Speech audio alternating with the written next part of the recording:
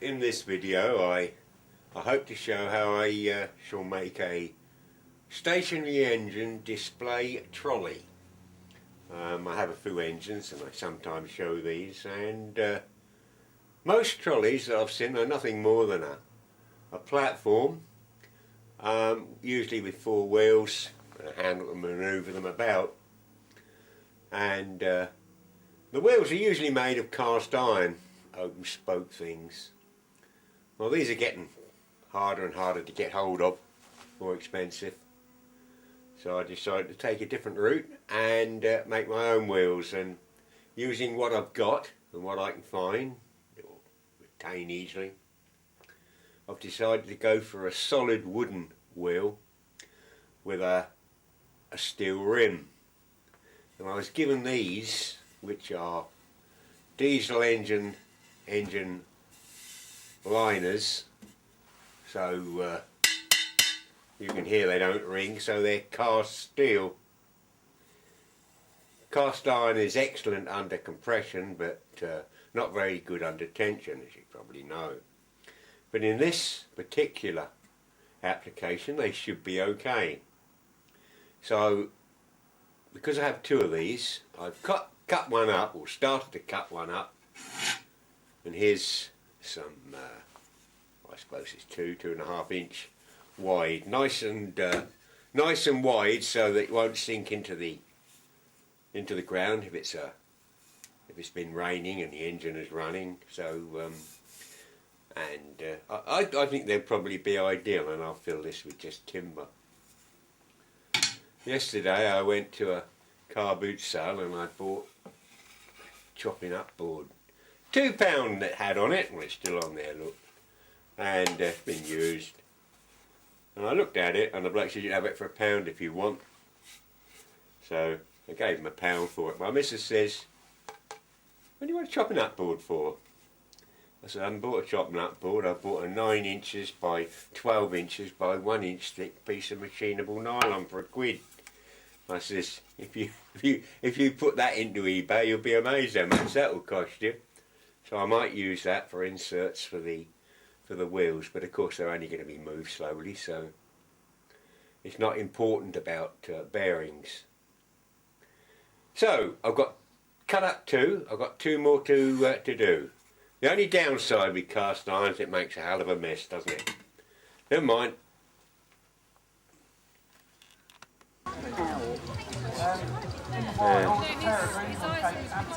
Hold an hour for I'm here in my woodworking shed. Sorry about the buzzing noise, but these fluorescents make a bit of a noise. Anyway, I've cut up some wood, bandsawed some circles to fill in the wheels. I've used 3 pieces and all glued together with the grain running at right angles to one another, so they're nice and solid, and I've done 4 of those. I've cut up 7 lengths of 4x2 timber and bored a 1 inch hole in each end, and I've got a 1 inch or 7/8 steel bar there, and I will use that, because this is the base of the trolley, I will use that to put all these together and at the same time be an axle for the wheels. So that's how far we've got this morning. Well, here I'm getting muscles like Popeye, using plenty of cutting paste, but being a bit of a cantankerous old so-and-so, I've gone for a 7/8 Whitworth thread. Good old British traditions, eh?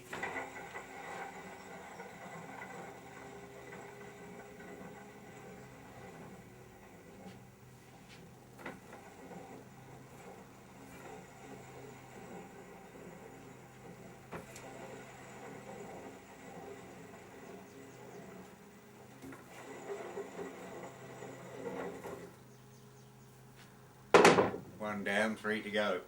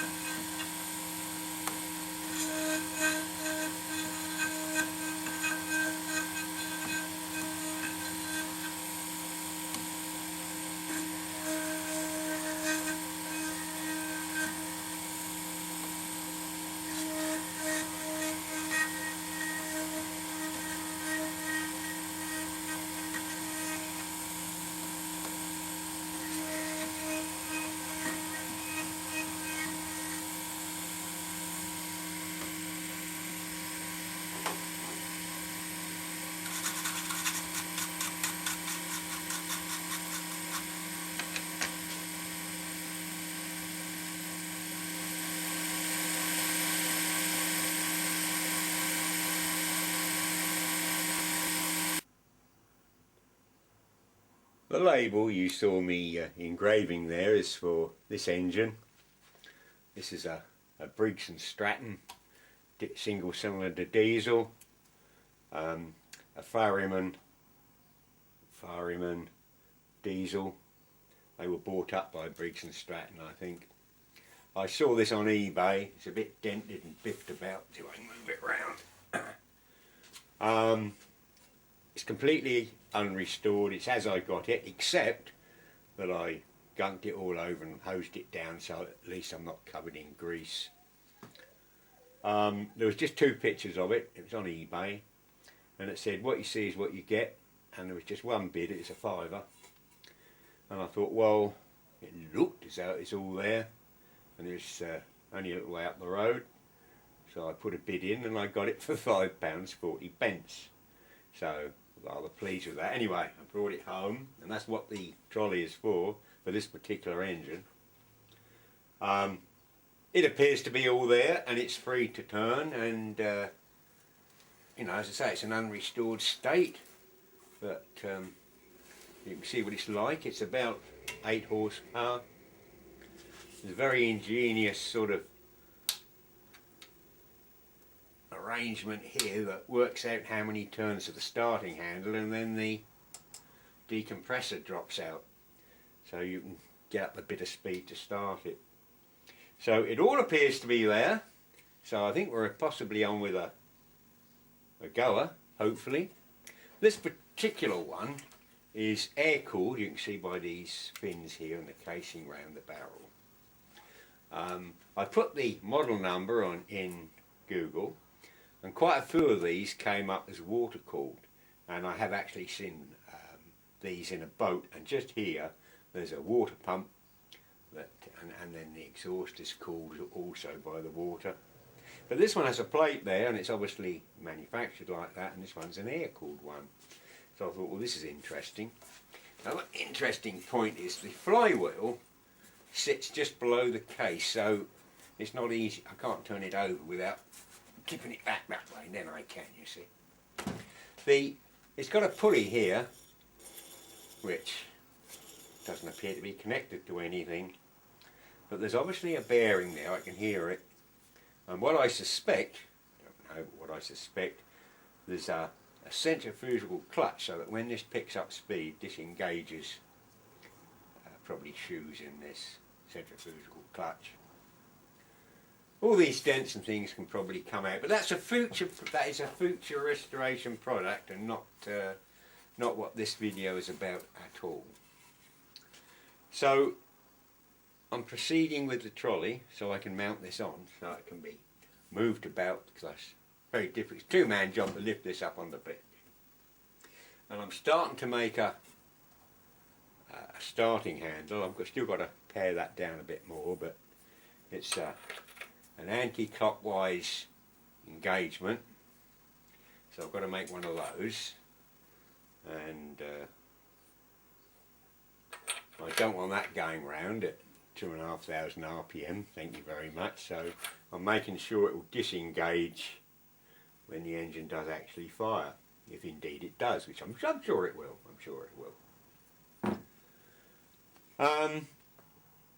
And the little label you see me engraving there will go on the trolley, giving cc, bore, RPM and output, for those who want to know other details on this.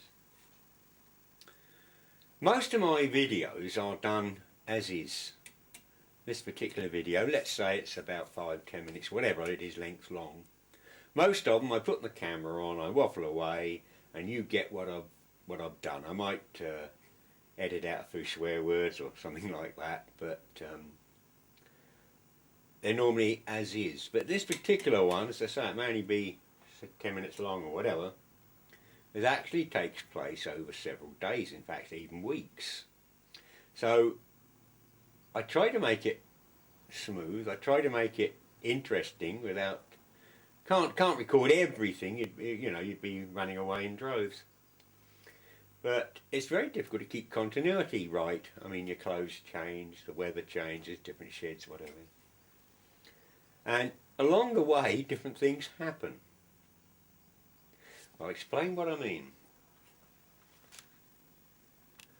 Okay, let's give myself a bit of space here. Let's get this out of the way. Up there. As I say, I can't lift it down on my own. The idea of the trolley was to bolt. Can't get this all in shot, can I? Come around there, that'll do. Was to bolt these together as a base, to bolt the thing to, and then have wheels on these axles. Well, I don't work to plans. Some people are very organised, they know exactly what they're going to do. I plough into a job and it sometimes evolves, or I change my mind, and I've you know, because you might think of a better way or an easier way. And I thought 4 wheels is fine, but it's not going to be that easy to move around the workshop. So I've changed my mind. Instead, I will have 2 wheels at one end, and because this will be up at mid-range, I'll put some little feet this end, and then a handle at this end, and that way I can move it around like a barrow. Let's move this back further. The other day I was scrapping an old chipper, and there was that piece that the chipper mechanism sat there, and anyway the whole casing had broken up, and I'd saved a few bits and pieces, and I saved that, and I thought that will come in handy one day.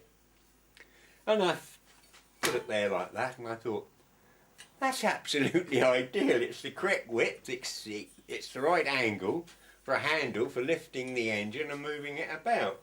So I've changed my mind somewhat. By the time I finish this I could change it again. No, I don't think so. So we are making progress, and at the end of this video I'm not going to show that all shiny and running, because that's a future project, but I hope to have it mounted on here, and with a bit of luck we'll see if we can get it actually running. I'd be very pleased with that, but that might be a few days down the road, so I'll try and keep this entertaining if I can. Okay, let's go on from there.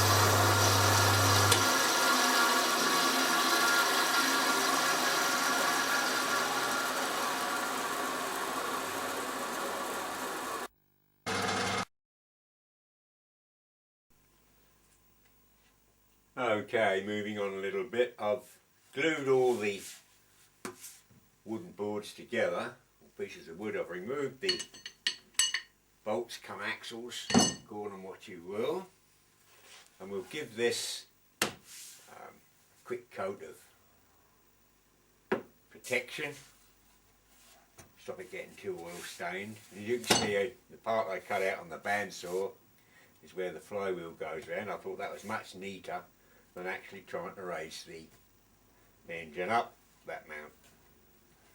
So we'll just give a quick coat of, goodness knows what it is. But, yeah, that'll do.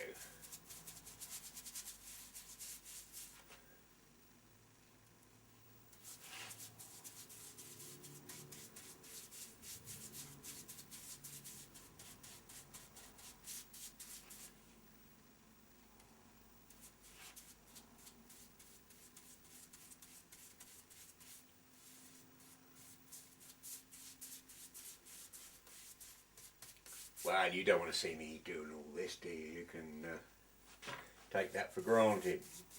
As you can see, I put my little feet on one end, half the height of the wheels. Oh, I think that looks rather nice.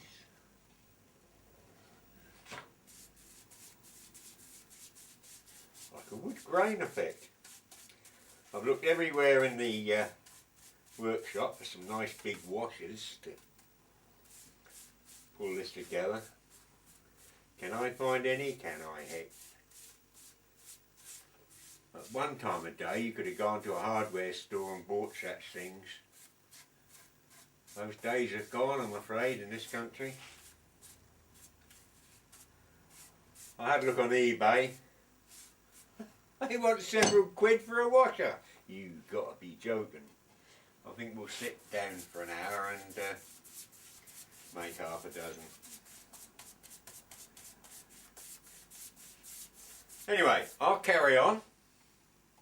And to keep the video reasonably short, I'll switch the camera off. See you shortly.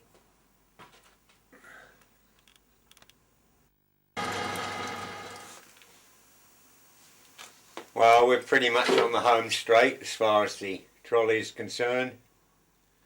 I've mounted my handles, turned down my axles for the wheels.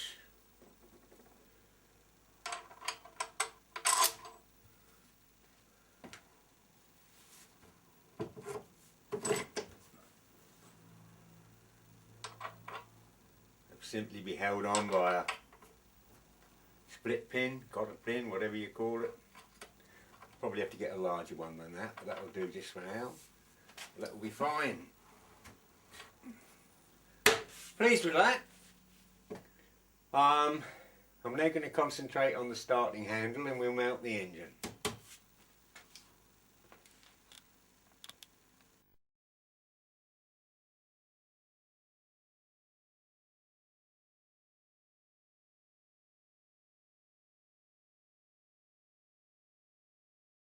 Off.